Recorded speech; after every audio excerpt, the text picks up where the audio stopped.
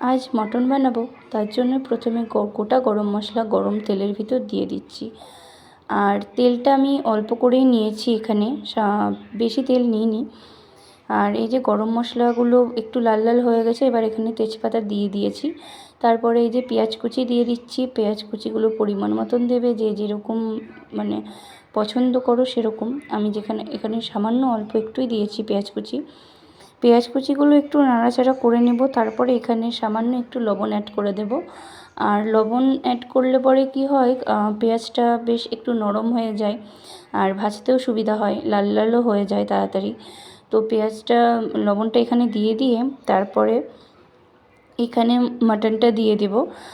মাটনটাতে আমি হালকা গোটা গোলমরিচ থেতো করে দিয়েছিলাম। তো এখানে মাটনটা এই যে এখন দিয়ে দিচ্ছি।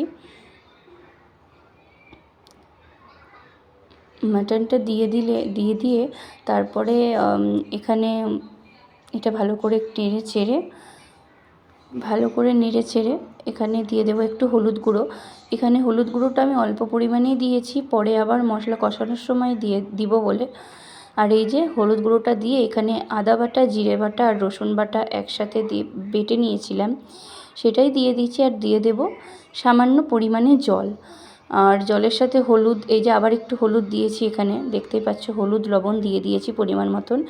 আর এখানে আমি মিট মশলা ব্যবহার করেছি। তো মিট মশলা দিয়ে দেওয়ার পর এই জলের ভেতরে মাটনটা কষাবো, তার আগে ভেজে রাখা আলুগুলো দিয়ে দিচ্ছি।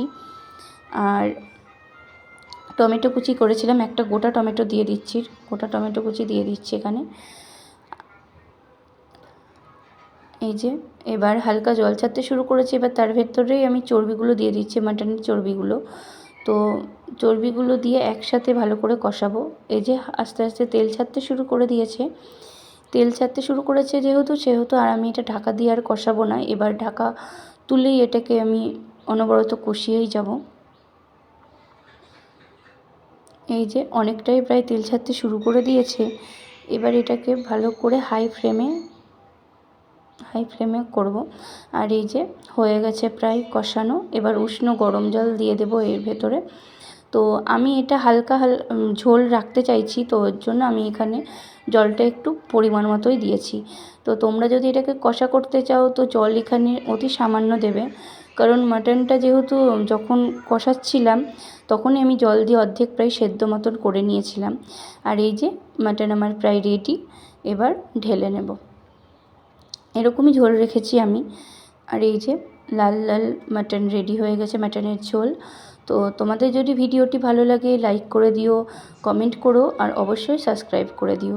তো আজকের মতন এখানে ভিডিওটি শেষ করছি, আশা করি তোমাদের ভালো লাগবে।